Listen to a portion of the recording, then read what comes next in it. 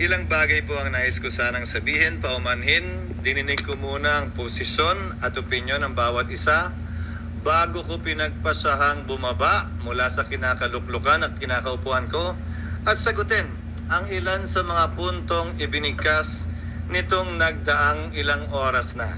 Una, nasabi na maikli lamang naman ang panahon ang kailangan gugulin para dito, bakit hindi pa ginawa noon? Hindi ba't obvious na nakita po natin itong nagdaang magtatatlong oras?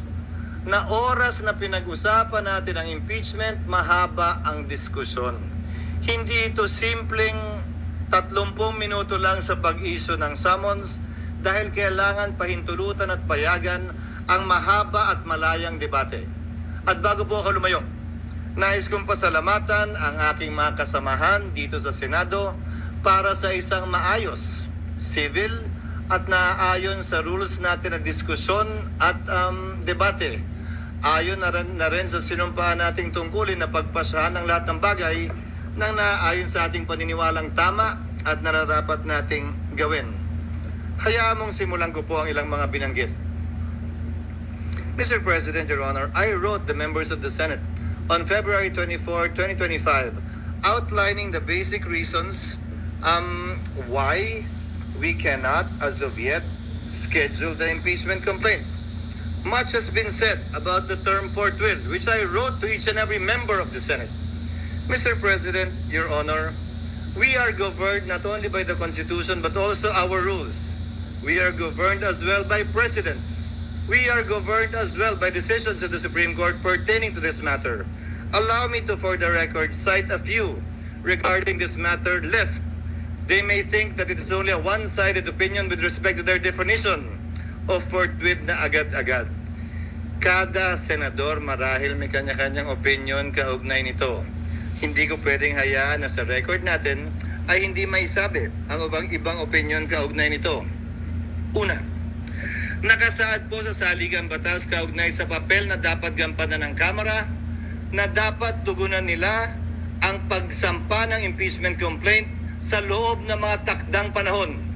Kung ilang session days para ilagay sa kalendar, ilang session days para ilagay sa Committee on Justice, ilang session days para pagpasahan, ilang session days para pagdesisyonan ng plenaryo ng Kamara. Nakalagay din sa rules ng Kamara, anumang impeachment complaint regularly filed by one member, dapat po immediately, hindi po forthwith, immediately, i-transmit ng Secretary General sa Speaker. Nakalagay din sa sariling rules ng Kamara, ang Speaker dapat sa loob ng 10 araw i-refer sa Committee on Justice. Bakit mahalaga yon? Dahil sang-ayon sa desisyon ng Korte Suprema sa Francisco case, dyan magsisimula ang 1-year ban sa pagsasampa ng pangalawa, pangatlo o pang-apat na impeachment complaint. Hindi yan ginawa ng Kamara. Sa katotohanan, hanggang nag-adjourn tayong lahat bilang Kongreso noong February 5, hindi yan ginalaw ng Secretary General sa kabila ng magkatabi lamang naman ng opisina ng Secretary General at ng Speaker. Sasabihin marahil ng ilan, tapos na yan. Lumipas na yan, tulad ng sinabi ni Senator Coco, wala na tayong magagawa dyan. Nandun ako. Pero may katanungan akong iiwan bago nating lisanin ang puntong yan. Nasaan yung mga nagrereklamong dapat agad-agad? Nasaan yung mga nagsasabing ngayon na, wag nang pagpaliban, ba't ba dinedelay? Inupuan po na mahigit 2 buwan, magtatatlong buwan nga ito. Hindi inaksyonan. Wala naman ako narinig na nagreklamo na nasa na yung agad-agad. Sa kanila nakalagay immediately, may takdang araw pa. Yan ang paksa ng petition sa Korte Suprema ngayon na inihain ni Vice President Sara Duterte kaugnay sa pag-iiwas sa tinatawag niyang 1-year ban na nakasaad sa saligang batas. Now let me proceed to forthwith. I quoted this in my letter to all the senators. Forthwith, citing various cases, Mr. President, Your Honors, means within a reasonable time, which may be longer or shorter period according to the circumstances of a particular case. It means elastic. It is elastic in nature and varies with every case.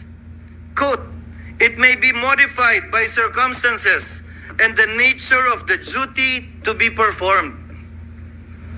Marami po nagsasabi ng opinion na agad-agad.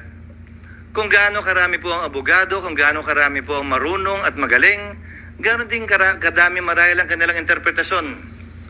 Pero nasaan ang probisyon ng saligang batas, desisyon ng korte nag-iinterpreta doon na nagsasabing agad-agad nga ang ibig sabihin yan, samantalang hindi naman agad-agad ang interpretasyon ng salitang immediately ng Kamara.